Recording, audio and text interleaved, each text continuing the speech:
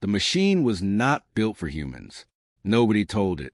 The scanner plate was cold, a heat-drinking surface that seemed to swallow the warmth from Nova's palm as if it were thirsty for her biological data. The DR technician said, "Place your hand on the plate. This won't hurt." The machine wasn't the only thing that broke that day. If you value your clearance, stay close to the record. The photograph in her pocket had been crisped.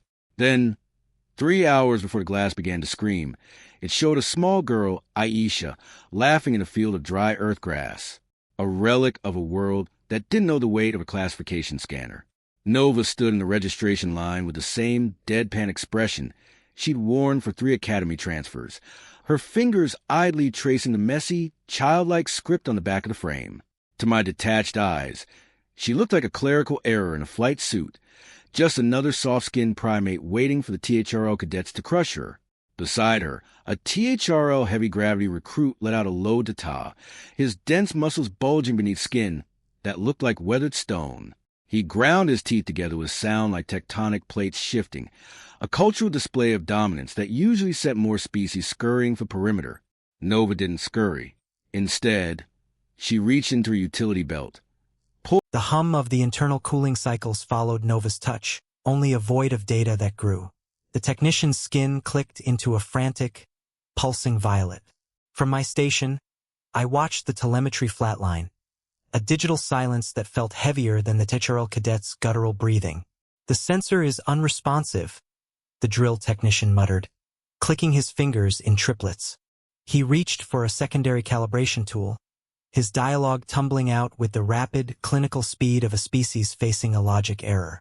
Across the room, the nearby Mari telepaths began to hum a single vibrating note. Their eyes clouded as they tried to parse the static shielding Nova's core. "Try a reboot," Nova suggested. She didn't look at the technician. Instead, she adjusted the strap of her harness. Her movements were fluid and utterly relaxed. Her pulse, displayed on a side monitor, was a steady, rhythmic 70 beats per minute, lower than most species at rest. "You're not registering," the DR clicked, his hands blurring over the console. "There is no strength coefficient, no metabolic rate. You're a biological 0. Nova pulled a small, silver-wrapped ration bar from her pocket.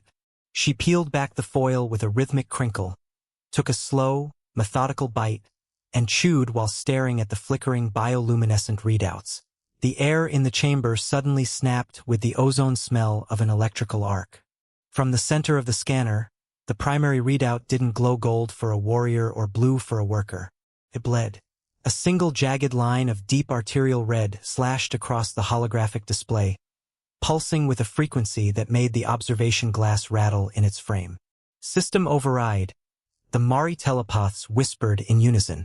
The machine screamed. It was a high-pitched digital shriek of a processor forced to calculate infinity. It wasn't built to hold.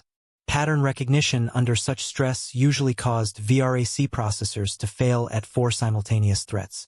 The station's mainframe was currently tracking 11 distinct internal malfunctions as Nova's data flooded the gates. Nova stood up.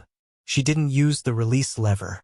With a casual, almost bored shrug of her shoulders, she snapped the reinforced scanner harness like it was wet thread. The sound of the carbon fiber parting was like a gunshot. Nova sat on the smoking scanner, casually peeling her ration bar wrapper. The screen posted the text, "Do not classify." The letters were large, blood red, and vital. It wasn't a ranking. It was a warning. The drill technician dropped his data pad.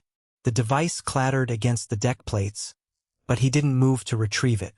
His skin had gone translucent. He wasn't looking at the red screen. He was looking at the photo frame Nova had left on the scanner plate. The digital watermark, normally invisible to the naked eye, was now glowing under the scanner's high-intensity pulse. It wasn't a family photo. It was a Tier 1 Black Ops activation key. The messy script on the back reading Aisha was actually a series of encrypted coordinates for a deep space strike team.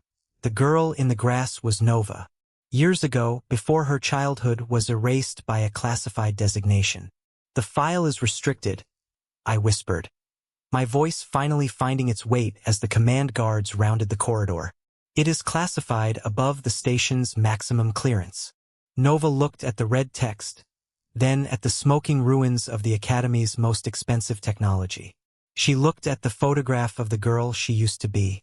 "So," Nova said, her voice a deadpan anchor in the chaos. "Do I get a repeat? I wanted to keep the readout as a souvenir."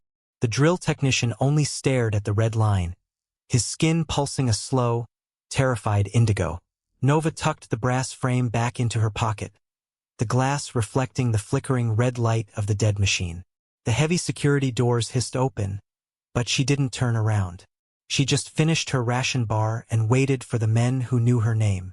The drill technician looked at his hands, then at the human who had broken the unbreakable. Outside the window, the stars were silent. A single red printout drifted to the floor, the ink still warm from the machine's final breath.